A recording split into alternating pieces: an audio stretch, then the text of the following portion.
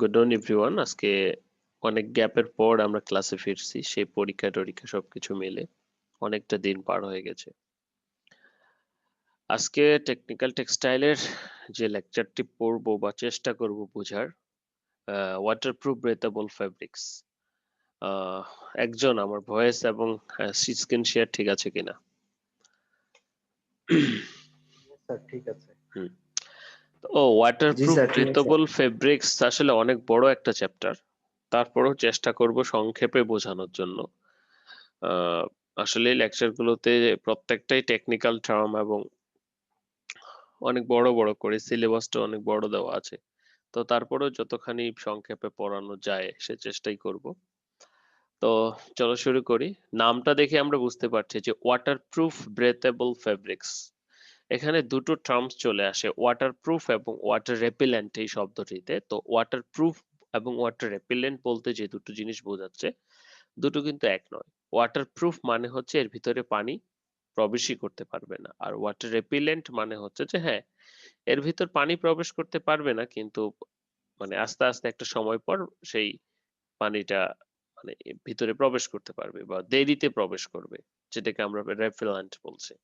But ওয়াটারপ্রুফের ক্ষেত্রে কিন্তু এ ধরনের কোনো কিছু প্রবেশ করবে না। আবার ব্রেথেবল ফেব্রিক্স কেন বলা হচ্ছে? আমরা তো এমনিতে ওয়াটারপ্রুফ ফেব্রিক সম্পর্কে পড়েছি, তাহলে এই টেকনিক্যাল টেক্সটাইলে আমাদের ব্রেথেবল ফেব্রিক্স পড়তে হচ্ছে। ব্রেথেবল ফেব্রিক্স বলা হচ্ছে কারণ এই ফেব্রিকটার ভিতর দিয়ে পানি পাস করতে পারবে না বা পানির কণাগুলি পাস করতে পারবে না, কিন্তু উম, ভিতর থেকে যে আমাদের বডি টেম্পারেচার এবং আমাদের বডিতে যে হিট হচ্ছে বা বডি টেম্পারেচার এবং ময়েশ্চার বা ওয়াটার ভাপর যেগুলো বডি থেকে পাসপিরেশনের ফলে উৎপন্ন হচ্ছে, সেটা কিন্তু বেরোতে পারবে। এই ধরনের ফেব্রিক্সটাকে বোঝাচ্ছে যে ওয়াটারপ্রুফ ব্রেথেবল ফেব্রিক বা ব্রিথেবল ফেব্রিক। ওকে, তো চলো আজকে এই ওয়াটারপ্রুফ এবং সেই সাথে ব্রেথেবল ফেব্রিক সম্পর্কে কিছু জানার চেষ্টা করি। তো প্রথমে সংজ্ঞাতে চলে আসব।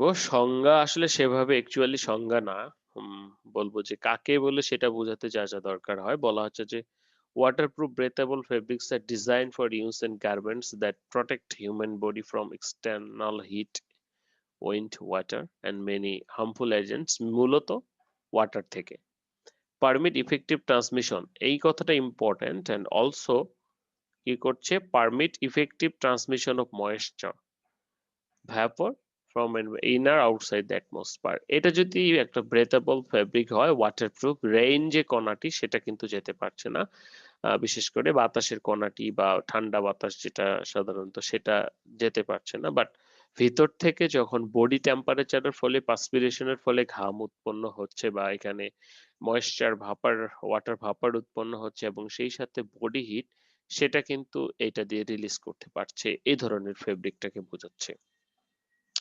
The term breathable implies that fabric is actively ventilated but not actually in this case, যে শুধুমাত্র ভেন্টিলেটেড বা ফাঁকা জায়গা আছে এরকমটা কিন্তু নয়। Breathable fabric passively allow the transmission of moisture vapour by diffusion, therefore facilitate evaporating cooling. অর্থাৎ এটার ভিতর দিয়ে ডিফিউশনের মাধ্যমে হতে পারে বা অন্য কোনো ভেন্টিলেশনের মাধ্যমে কিন্তু হতে পারে।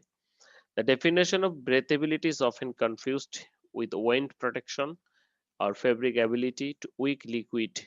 দেখো, ওই ব্রেথেবল ফেব্রিকের সাথে বাতাসের যে প্রোটেকশন, উইন্ড প্রোটেকশন বা বাতাস ঢুকতে পারবে না, এবং সেই সাথে এটার যে উইক অ্যাবিলিটি অর্থাৎ ভিজে যাওয়ার যে ক্ষমতা বা কি বলবো ডিফিউজ হওয়ার যে ওয়াটারটার যে ক্ষমতা, সেটাকে আমরা বলছি বা সেটার ক্ষেত্রে অনেক সময় গুলিয়ে ফেলি। তো বোথ দুই প্রপার্টিজকেই কিন্তু আমরা ব্রেথেবল ফেব্রিক হিসেবে বলছি।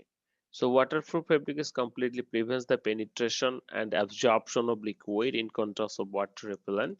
তো ওয়াটার রিপেলেন্ট যেটা হয় যে লিকুইডে অ্যাবজর্পশন হয়, একটু ভিতরে প্রবেশ করে, but in case of the waterproof তাহলে প্রবেশ করে না।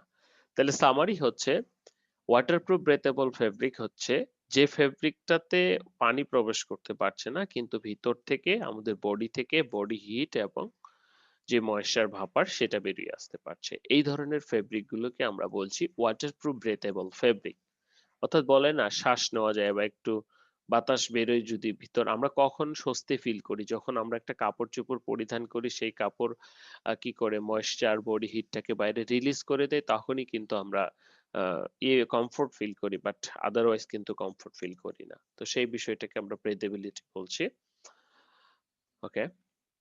Necessity of the waterproof breathable fabric, এটার আসলে দরকারটা কি? দরকার আছে কিনা অ্যাকচুয়ালি? হ্যাঁ, অবশ্যই দরকার আছে, না হলে তো এটা তৈরি করা হতো না বা আজকে আমরা পড়তাম না। বলা হচ্ছে যে human body continuously generate heat by its metabolic process. এটা একটা natural process, and the heat is dispersed from the body by convection, পরিচলন, রেডিয়েশন, ইভাপোরেশন, পার্সপিরেশন, যে কোনো ভাবে হতে পারে। The heat generated should be maintained constantly within the body. The normal body core temperature is 37 degree, সাধারণত সবার থাকে।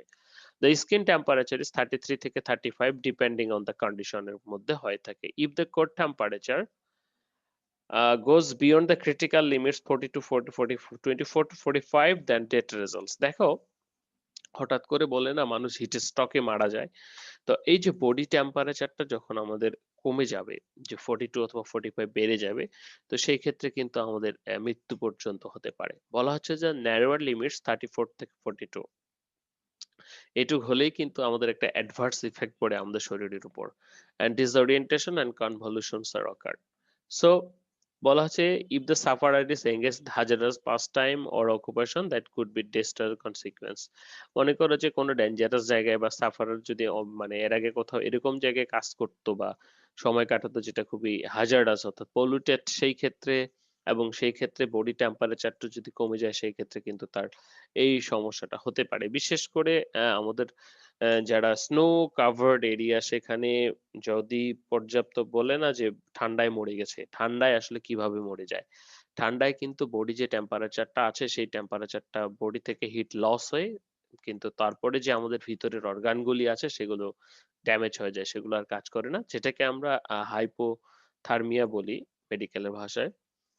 বলা হচ্ছে in extreme cases hypothermia can result if the body loses heat more rapidly and it is able to produce, for example, physical activity is stopped and causing decrease in core temperature.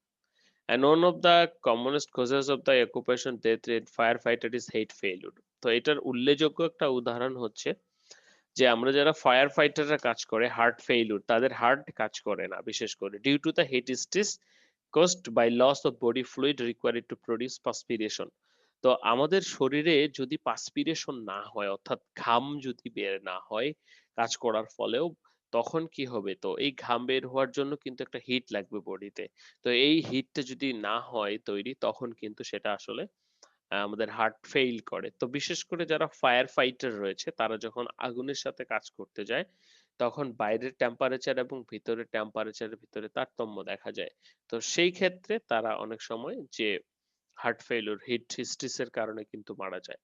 যে 45 ডিগ্রির exceed হয়ে যদি যায় বা এই ধরনের। So one of the most according to the 189 US fire death statistics, 2.6% were due to burns, where 46.1% heart অ্যাটাকসে মারা যায় ফায়ার ফাইটারদের ক্ষেত্রে। তো যাই হোক, অবশ্যই আমাদের ওয়াটারপ্রুফ ব্রেথেবল ফেব্রিকের দরকার আছে, না হলে যদি ব্রেথেবিলিটি না আসে তাহলে তো আমাদের বডি টেম্পারেচার রেইজ করবে, এবং বডি টেম্পারেচার রেইজ করলে হিট স্ট্রোক থেকে শুরু করে অন্যান্য কিডনি, হার্ট, এগুলো ফেইলিউর হওয়ার সম্ভাবনা থেকে থাকে। সো বি কেয়ারফুল অ্যাবাউট যখন তোমরা কোনো স্নো কাভারিং এরিয়া বা এগুলোতে যাবা, হুম, অথবা আইস বা বরফ রিলেটেড এ ধরনের কোনো কিছুতে। Okay. Application of the waterproof breathable fabric আসলে কোথায় অ্যাপ্লিকেশন করা হয়? ম্যাক্সিমাম অনেক ক্ষেত্রে করা হয়ে থাকে। যেমন heavy duty foul weather clothing, বিশেষ করে শীতকালে যারা শীতের স্নো কাভারিং এরিয়াতে থাকি তাদের জন্য স্পেশাল শীতের জ্যাকেট, যেটা অ্যানোরাক্স, তারপর কি goggles, packs, over trouser, heads, gloves, গ্ল্যাডিয়ার্স এক্সেট্রা। ফ্যাশনেবল ওয়েদারের ভিতরে রেইনওয়্যার, আমরা যেটা রেইন বৃষ্টিতে ইউজ করি, স্কিওয়ার, এটা পড়লে গরম লাগে না। রেইনকোটটা, অনেক রেইনকোট আছে যে পড়লে গরম লাগে না। হ্যাঁ? জাস্ট সেটার মানে কিন্তু সেটা কিন্তু আসল ব্রিথেবল ফেব্রিক, মানে সেটাতে ভিতরের যে বডি টেম্পারেচার সেটা বের হয়ে যায়। আবার অনেক রেইনকোট আছে যেগুলো পড়লে প্রচুর গরম লাগে, ঘেমে যাই। সেটা কিন্তু আসলে ব্রিথেবল না। কারণ তার ভিতরে তাপটা আটকে রয়েছে আমাদের যে বডি টেম্পারেচারটা। সো এই রেইনওয়্যার সেজন্য কেনার সময় একটু কেয়ারফুল, ভালো দেখে কিনতে হবে। ski wear, glove suits, walking boots, leaning panels, sports wear, etc. বিশেষ করে আরো বেশি খারাপ ওয়েদারের ক্ষেত্রে survival suits, special military protective clothing. মিলিটারিরা কি সারাদিন তো ক্লোদিং পরে থাকে। তো সেই ক্ষেত্রে যদি তাদের ভিতরে হিটটা আটকে যায় বা পার্সপিরেশনটা বাইরে না বেরিয়ে আসে তাহলে তো তারা সেটা সারাদিন পড়ে থাকার মতো অবস্থা থাকবে না। Clean room garments, surgical garments, hospital etcetera. Domestic এর ক্ষেত্রে bed covers, fire smoke, ships, cargo, wharfs, aircraft ইত্যাদিতে সাধারণত ইউজ করা হয়ে থাকে। Principle of the moisture vapour transpiration আমাদের এখন একটু জানতে হবে যে তাহলে ফেব্রিকের ভিতর দিয়ে ময়েশ্চার ভাপারটা ট্রান্সপোর্ট হবে কিভাবে, যেহেতু আমরা ব্রেথেবল ওয়াটারপ্রুফ ব্রেথেবল ফেব্রিক পরছি সেখানে যে পানির কণাটা কিন্তু আমার বেরোতে পারছে, ঢুকতে পারছে না, প্রবেশ করতে পারছে না। প্রথম ছবিতে আমরা দেখেছিলাম যে পানির কণাটা কিন্তু প্রবেশ করতে পারছে না, বেরিয়ে যাচ্ছে বাতাসটা, কিন্তু ময়েশ্চার যেটা সেটা কিন্তু ভেদ করতে পারছে। বা ইন্টার কিভাবে হচ্ছে তাহলে এই ময়েশ্চার ভাপার ট্রান্সফারটা বলা হচ্ছে the principle of moisture vapour transpiration is governed by inter fibre spaces. আমরা যখন কোন একটা ফেব্রিক তৈরি করি সেই ফেব্রিকের ভিতরে কিছু ফাঁকা জায়গা থাকে এবং ফাইবারের ভিতরেও কিন্তু ফাঁকা জায়গা থাকে, সেই ফাঁকা জায়গাগুলো দিয়ে কিন্তু আমার ময়েশ্চার ভাপারটা বেরিয়ে হয়। এর মানেটা হচ্ছে তো ফাইবারের ভিতরে বা এই ফেব্রিকের ভিতরে যেগুলো টাইটলি ওভেন বা যেগুলো স্পেশালি ওয়াটারপ্রুফের জন্য তৈরি করা হয় সেগুলোতে এত কম পরিমাণ ফাঁকা জায়গা থাকে, অর্থাৎ যে ক্ষুদ্র ক্ষুদ্র ছিদ্রগুলি বা হোলগুলি থাকে যেটার ভিতর দিয়ে পানির কণাটা আসলে যেতে পারে না কিন্তু ময়েশ্চারটা অ্যালাউ করতে পারে। বলা হচ্ছে যে কিভাবে সাধারণত পানি বা ময়েশ্চার ভাপার, পানি তো যেতে পারবে না, ওকে, তো যেহেতু হেভি খুবই ওয়াটারপ্রুফ, তাহলে ময়েশ্চার ভাপার যেতে পারবে। সেই ময়েশ্চার ভাপারটা কিভাবে যাবে বলা হচ্ছে যে diffusion of the water vapour through the air space between the fibres. তো ফাইবারের ভিতরে ফেব্রিকের ভিতরে কিছু স্পেস থাকে, উইভিং বা নিটিং বা যেটাই করি না কেন নন ওভেন সেটার ভিতরে কিছু, সেটার ভিতর দিয়ে যেতে পারে absorption, transmission and desorption of the water by fibres. তো ফাইবার, কিছু কিছু ফাইবার আছে তারা নিজেরাই পানি শোষণ করে সেটাকে আবার বের করে দেয়, রিলিজ করে দেয়। পানি শোষণ বলতে ময়েশ্চার শোষণ করে সেটাকে রিলিজ করে দেয়, সেটাকে আমরা বলছি শোষণ করাটাকে absorption, transmission and release. And transmission water vapour forced convection, অথবা কোনো ফাঁকা জায়গার ভিতর দিয়ে কনভেকশন বা পরিচলন পদ্ধতিতে বেরিয়ে যেতে পারে।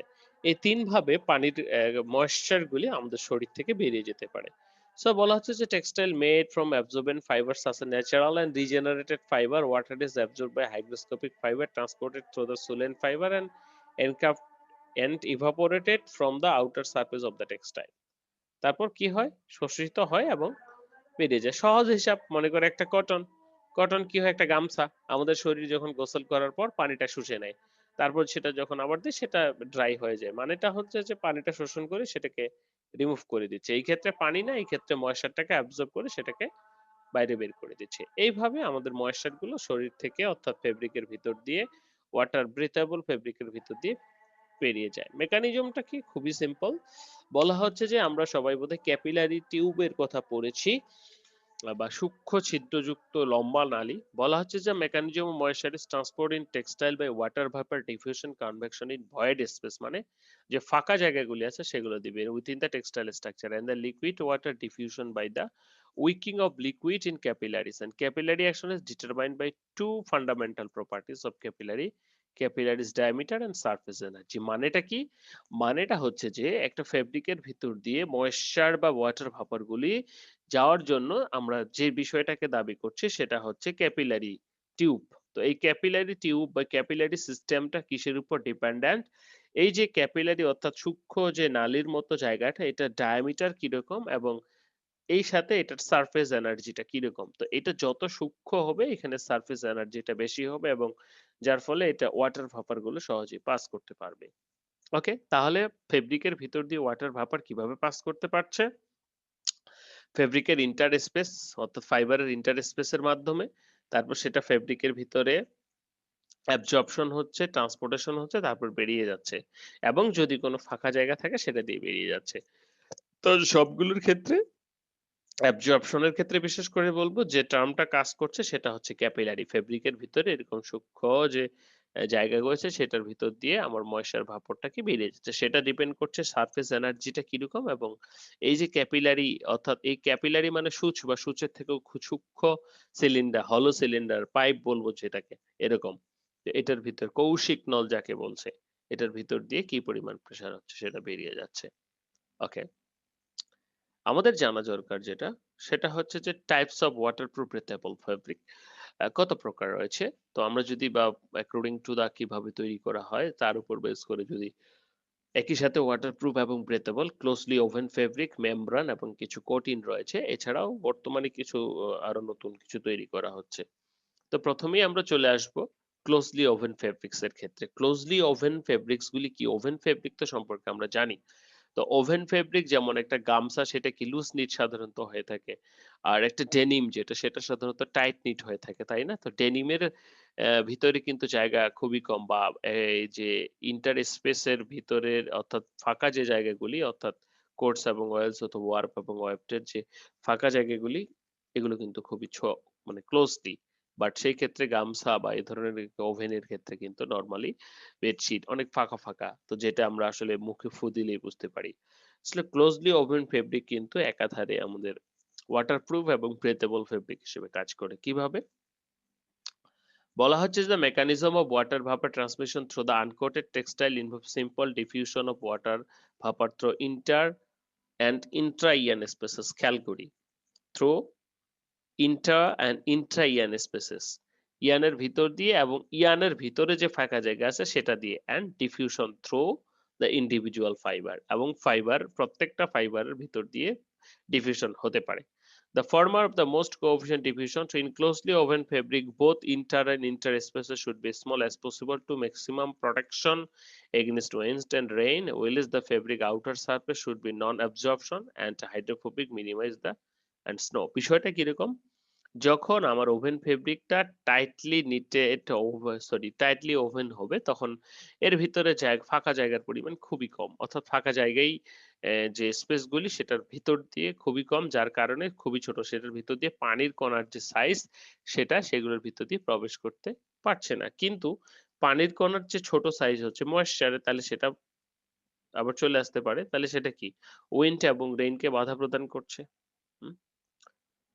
ওকে, আমরা দেখি যে এরকম ব্রেথবল ফেব্রিক্স ওভেনের ক্ষেত্রে দুই ধরনের হয়। আমরা পাশে দুটো চিত্র দেখতে পাচ্ছি। আমরা একটু দেখি তো, লক্ষ্য করে দেখি যে একবারে কোনোভাবে এটা সেম ইমেজ অর্থাৎ স্ক্যানিং ইলেকট্রন মাইক্রোস্কোপিক ইমেজ, উপরে এটা ড্রাই, নিচেটা সম্ভবত ওয়েটেড হবে।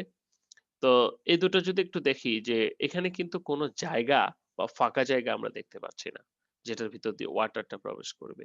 তাহলে ওয়াটারটা কিভাবে বর্ষার ভাপারটা পাস হচ্ছে? এই ফাইবার অ্যাবজর্পশনের মাধ্যমে। ফাইবারের ডিজা কি অ্যাবজর্পশন হচ্ছে, ট্রান্সমিশন হচ্ছে, ডিসঅর্পশন হচ্ছে, তারপর বেরিয়ে যাচ্ছে। ওকে। তো এই ব্রেদেবল টাইটলি ওভেন ফেব্রিকের ভিতরে একটি উদাহরণ যেমন ভেন্টিল। ভেন্টিলটা কি বলা হচ্ছে? একটা ফেব্রিকের নাম যেটা সাধারণত ওয়াটার ব্রেথেবল ফেব্রিক। বলা হচ্ছে দ্য শিরলি ইনস্টিটিউট আমাদের অনেক পরিচিত in UK develop the first breathable woven fabric and made from the fine long staple Egyptian cotton fibers, law twisted, mercerized, com- combed যেটা কার্ড এবং combed yarn and woven in very dense, অনেক বেশি ঘন, high covered area. Cover factor আমরা পড়েছি না যে কতখানি কাভার এরিয়া কাভার করছে? তো এই ক্ষেত্রে কাভার ফ্যাক্টর গুলো প্রচুর, অর্থাৎ নেয়ার অ্যাবাউট 100 বা কি বলবো এ ধরনের। অক্সফোর্ড কনস্ট্রাকশন দ্যাট ইজ, আমাদের অনেকগুলো কনস্ট্রাকশন রয়েছে ওভেনে, সেটার অক্সফোর্ড অনেকেই তোমরা পরিচিত। That is plain weft and that warp thread is in pairs, অর্থাৎ end warp threads run in pairs, দুটো করে ওয়ার্প থ্রেড একসাথে দেওয়া হয়। পেন্টেল fabric has inter yarn pores called microspaces 10 মাইক্রোমিটারের মতো, এর ভিতরে যে গ্যাপগুলি রয়েছে is not waterproof as such, but the after coming contact with the water the cotton fibers swell and significantly reduce the interports 3 to 4 micrometer. কটনের একটা বৈশিষ্ট্য হচ্ছে তখন সেটা যখন পানির কন্টাক্টে আসবে তখন সেটা কি হবে, যে পানিতে সুয়েল করে এর ভিতরের যে জায়গাগুলি আছে সেগুলোকে সে কি করছে, একবারে ইয়ে করে দিচ্ছে, পানি এটা ১ম এ ছিল শুকনো অবস্থায় মনে করো 10 মাইক্রোমিটার। তো যখন পানি পেল ফুলে গেল। ফুলে যাওয়ার পর এটার যে ফাঁকা স্পেস গুলো কিন্তু আরো কমে গেল। ফুলে গেলে ফাঁকা স্পেস গুলো কমে যাবে না? তখন সেটা দাঁড়াচ্ছে ৩ থেকে ৪ micrometer. Resisting the passage of liquid and the fabric is where generally runs ১৭০ থেকে ২৯৫ গ্রাম per meter square depending on the application and can protect from the water penetration for up to 20 minutes if the weather is submerged in water. তো 20 minutes পর্যন্ত বা এই ধরনের সাধারণত show করা যায় বা এনালাইসিস করা যায়। তো আমরা কি দেখলাম? ভেন্টিল সম্পর্কে দেখলাম। ভেন্টিল একটা woven water proof breathable fabric. Specially কোন প্রকার ফিনিশ ছাড়াই কিভাবে করা হচ্ছে? জাস্ট টাইটলি বা ক্লোজলি ওভেন করা হচ্ছে, উইভ করা হচ্ছে। যার কারণে কি হচ্ছে? একটা ফাইবার থেকে আরেকটা ফাইবার বা ফাইবারের মধ্যস্থিত যে গ্যাপ গুলি সেগুলো খুবই কম। তো শুকনো অবস্থায় সেটা প্রায় 10 মাইক্রোমিটার। এটার ভিতর দিয়ে পানি যেতে পারে। বাট যখনই এটা ময়েশ্চান্ট হয়ে যাচ্ছে বা ভিজে যাচ্ছে, সুইল হয়ে ফুলে উঠছে এবং তার ভিতরের যে জায়গাগুলি সেগুলো আরো কমে যাচ্ছে। যেটা পানিকে প্রবেশে বাধা দিচ্ছে। কিন্তু সেটার ভিতর দিয়ে একটা ময়েশ্চার বা হিট কিন্তু সহজেই ট্রান্সফার হতে পারে। এছাড়াও মাইক্রোডেনিয়ার সিনথেটিক ফিলামেন্ট বা ফাইবার রয়েছে। এটাও একটা ক্লোজলি টাইটলি ক্লোজড বা টাইটলি ওভেন ফেব্রিক যেটা ওয়াটারপ্রুফ এবং একই সাথে ব্রিদেবল। আমরা পাশের যে ছবিটা দেখতে পাচ্ছি সেটা বলা হচ্ছে যে high density woven fabrics. High density মানে কি প্রচুর ১ মিটারের ভিতরে প্রচুর ওয়ার্প এবং weft. Their breathability to thin and smooth yarn densely প্রায় ৭,০০০ filament per centimetre. Can you imagine 7,000 filaments per centimetre? ১ সেন্টিমিটারে এতগুলো filaments. 2 into various construction such as taffeta, twill, oxboard যেকোনো উইভ হতে পারে। The use of microfibers ensure the pore কি করছে? Ensure the pores of the fabric very well and even when dry. That type of weaving results in waterproof fabric, excellent water vapor permeability, laminates and coating. এছাড়া আমরা পরবর্তীতে আরো যে types গুলি পড়বো laminate এবং কোটিং এগুলোর থেকে কিন্তু এটা এক্সেলেন্ট প্রপার্টিজ শো করে যে পানি যেতে পারছে না কিন্তু ওয়াটার ভাপর গুলো সহজেই যেতে পারছে। This fabric has better repellency than cotton and ventil fabrics and have soft handle. And they are often given water repellent finish of silicone or fluorochemicals দিয়ে দেওয়া হয় সাধারণত। তো এই হচ্ছে আমাদের মডিফাইড বা মাইক্রোডেনিয়ার সিনথেটিক ফিলামেন্টস ফাইবার যেটা একাধারে ওয়াটারপ্রুফ এবং একাধারে ব্রিদেবল। তাহলে আমরা টাইপস এর ভিতরে একটা পড়লাম সেটা হচ্ছে ক্লোজলি ওভেন ফেব্রিক। তাহলে ক্লোজলি ওভেন ফেব্রিক দিয়ে আমরা একাধারে ওয়াটারপ্রুফ এবং দ্বিতীয়ত ব্রিদেবল করতে পারি। নাও সেকেন্ড ওয়ান মেমব্রেন সম্পর্কে হয়তো তোমরা আগেও পড়েছো বা জানো পর্দা বা ঝিল্লি পর্দা আমরা পড়েছি যে কিসমিসের ভিতরে একটা যদি কিসমিসকে পানিতে চুবিয়ে রাখি তারপর সেটা কি ফুলে ওঠে তার ভিতরে কিন্তু কোনো প্রকার ফাঁকা জায়গা নাই তাহলে কিসমিসে পানি ঢুকলো কিভাবে যে মেমব্রেন অর্ধভেদ্য যে ঝিল্লিটা রয়েছে সেটা ভেদ করে পানি ঢুকছে তো এই ধরনের মেমব্রেন বা অভিস্রবণ বলি আমরা তখন বলা হচ্ছে যে মেমব্রেনস আর extremely thin films made from polymeric material and engineered in such a way that they are very high resistance to liquid water penetration.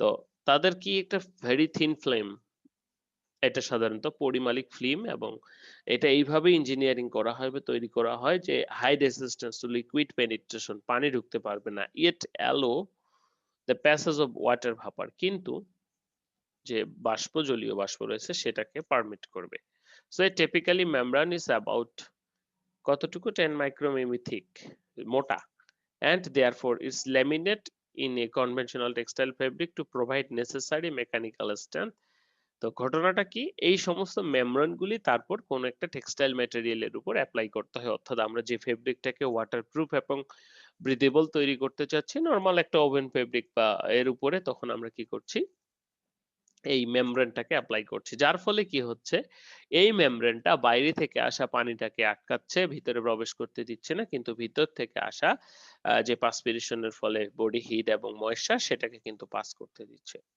তো যাই হোক এই ধরনের মেমব্রেন গুলি ২ প্রকার সাধারণত। একটা হচ্ছে মাইক্রোপোরাস এবং একটা হাইড্রোফিলিক। মাইক্রোপোরাস শব্দটা দিয়ে তোমরা অলরেডি বুঝে গেছো যে অনেকগুলো পোর রয়েছে বা ছিদ্র রয়েছে। পোরাস, পোর, ছিদ্র। আমরা নেট দেখি না, চালনি দেখি না, আটা চালনি প্রচুর ছিদ্র। অ্যান্ড হাইড্রোফিলিক শব্দের অর্থ হচ্ছে পানিগ্রাহী। হ্যাঁ? ওকে। তো মেমব্রেন গুলি কিভাবে আমাদেরকে ব্রিথেবল ফেব্রিক তৈরি করতে সাহায্য করবে? সেটা হচ্ছে ১ম এ যদি আমরা বলি, বলা হচ্ছে যে first and probably the best non microporous membrane developed and introduced ১৯৭৬ সালে জিগোরি is known as Gore-Tex, and this is a thin film of expanded polyfluorourethane. খেয়াল করি, this is a thin film of expanded polyfluorourethane polymer বলা হয়ে থাকে claim to contain 1.4 billion tiny holes, মানে কি 1.4 billion tiny holes per square centimetre. এই ফিল্মটার প্রত্যেক সেন্টিমিটারে 1.4 বিলিয়ন টাইনি হোলস রয়েছে, ছোট ছোট হোল। টাইনি বলতে তো অনেক ছোট বোঝাচ্ছে, ছোট ছোট। তাহলে যদি 1 সেন্টিমিটার স্কোয়ার সেন্টিমিটারে এত হোল থাকে 1.4 বিলিয়ন, তাহলে বুঝতেই পারছি সেটা কিরকম। And this holes are much, কি বলা হচ্ছে, this holes are much smaller than the smallest rain drops, ২ থেকে ৩ মিমি কম্পেয়ার টু দ্য 100 মাইক্রোমিটার। তো আমাদের যে স্মলেস্ট ওয়াটার ড্রপ সেগুলো সাধারণত ২ থেকে ৩ মিমি হয়ে থাকে। সেখানে আমাদের যে হোল সেটা হচ্ছে প্রায় 100 টাইমস ছোট বা micrometer. Yet very much larger than the water vapor molecule. আবার ওয়াটার ভাপার যে মলিকুল আছে সেটা থেকে কিন্তু বড়। প্রায় 4 into 10 to the power minus 6 micrometre. তাহলে কি হচ্ছে ঘটনাটা হচ্ছে যে এটা কিন্তু পানির কণার থেকে বড়, অর্থাৎ ছোট। যার ফলে পানির কণা প্রবেশ করতে পারছে না, কিন্তু ময়েশ্চারের থেকে বড়। তাহলে ময়েশ্চার গুলো সহজে এর ভিতর দিয়ে পাস করতে পারছে।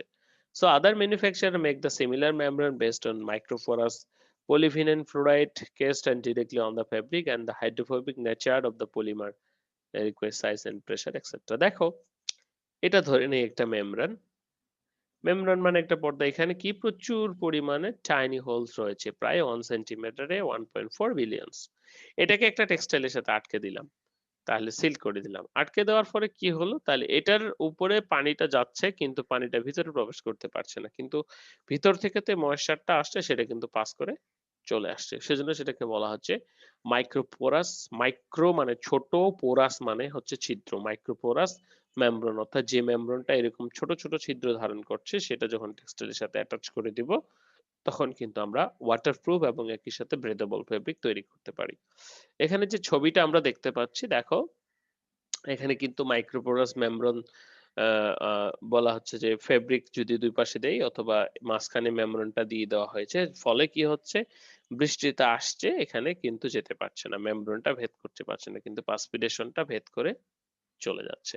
ওকে, নাও হাইড্রোফিলিক মেমব্রেন। তাহলে এবার একটু আসি যে হাইড্রোফিলিক মেমব্রেনস গুলো কিরকম।